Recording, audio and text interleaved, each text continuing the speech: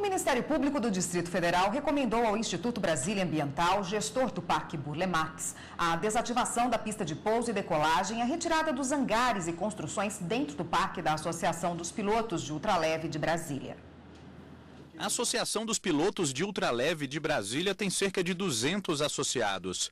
150 aeronaves ocupam os hangares da instituição, que abriga também uma escola de formação de pilotos.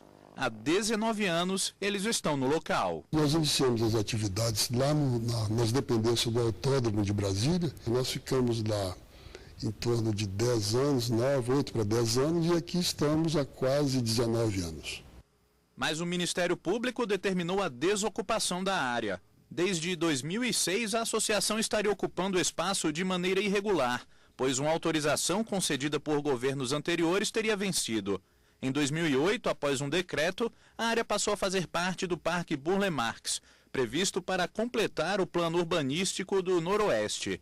Além disso, a construção de uma nova pista de pouso e decolagem também estaria irregular, pois a obra teria sido embargada pelo IPHAN. Esta é a pista antiga, desativada há cerca de 2 anos. Deste lado aqui a gente observa a pista nova, com cerca de 800 metros de comprimento. De acordo com a Associação dos Pilotos, essa mudança foi feita para atender uma solicitação do governo do Distrito Federal. Fomos transferidos para aqui pelo governo para atender aos interesses de um arrendamento do autódromo. Para o superintendente do Instituto do Patrimônio Histórico e Artístico Nacional no Distrito Federal, não há como o parque e os ultraleves ocuparem o mesmo espaço. O interesse coletivo tem que prevalecer sempre. E é uma área urbana de fundamental importância para a cidade, para o desempenho urbano da cidade. Então a gente está fazendo nada mais do que zelar pela preservação do patrimônio da cidade. Para o promotor Marcelo Teixeira, responsável pelo caso na Promotoria de Justiça e Defesa da Ordem Urbanística, a única solução é a desocupação da área. A recomendação é para que seja desativada a pista de pouso, seja desocupada toda a área, retirados os hangares e todas as construções inerentes à pista. Bom, e para falar mais sobre esse assunto, eu recebo aqui no estúdio a advogada Tatiana Prado. Boa tarde. Boa tarde, Érica. Bom, o que diz a lei sobre a construção em áreas tombadas? Podem ser feitas? Precisam de uma autorização especial ou não podem ser feitas de forma alguma? Bom, todas as áreas tombadas exigem uma autorização especial, sim.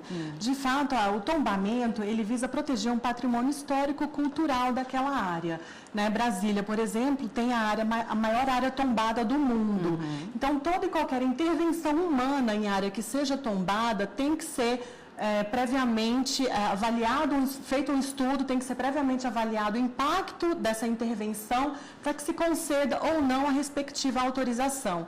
E não é somente uma avaliação a nível ambiental, há que se fazer também a avaliação no contexto urbanístico, né? Se essa intervenção vai causar algum prejuízo para aquele projeto urbanístico da cidade. Bom, numa área de preservação ambiental, que já foi decretada como preservação ou permanente, ou área de proteção ambiental apenas, podem receber construções ou também precisam, ou não podem, também precisam de uma autorização? Bom, é importante esclarecer que existem diferentes níveis de preservação ambiental.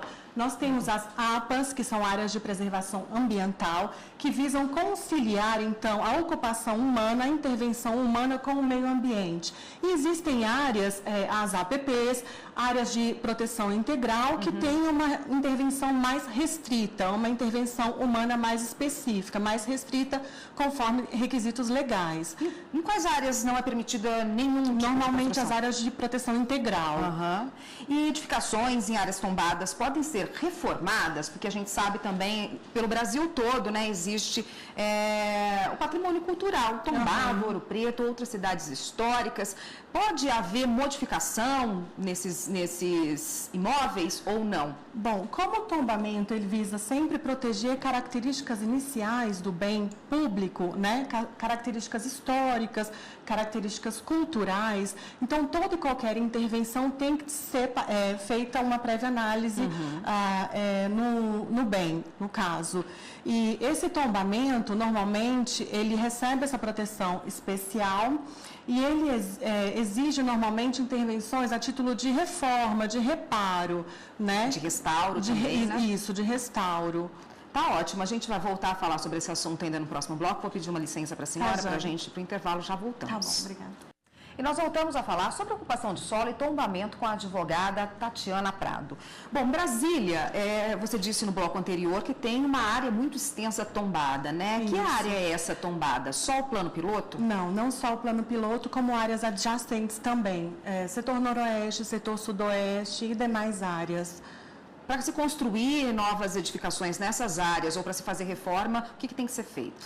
Um estudo prévio, a pessoa que deseja intervir nessas áreas tem que ter uma concessão de uso de ocupação da área e tem que submeter essa intervenção, essa reforma, construção que seja, ao órgão competente, no caso o IPHAN.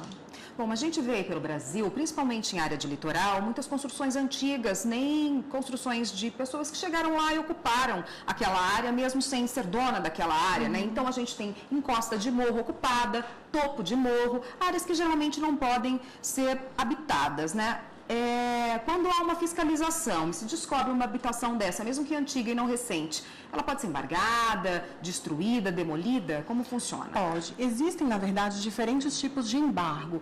O embargo cautelar, ele visa cessar uma irregularidade que seja constatada na área. Então, ele pode intervir e determinar que seja cessada uma eventual construção ou reforma na área. Agora, existe um embargo também de natureza punitiva, que, uma vez consolidado algum dano, ele pode também incidir.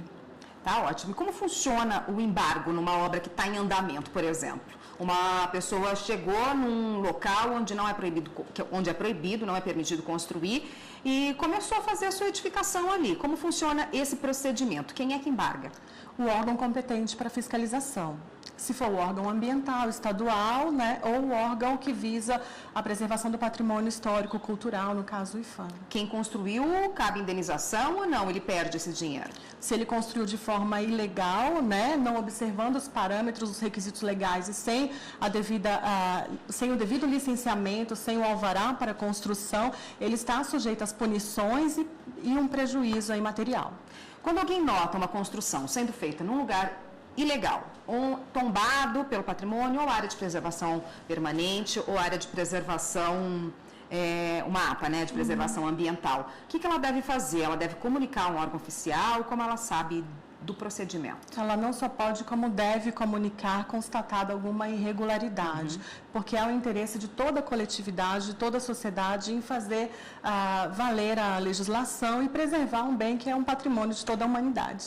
Tá ótimo, obrigada pela participação. Eu conversei com a advogada Tatiana Prado, até uma próxima. Boa tarde.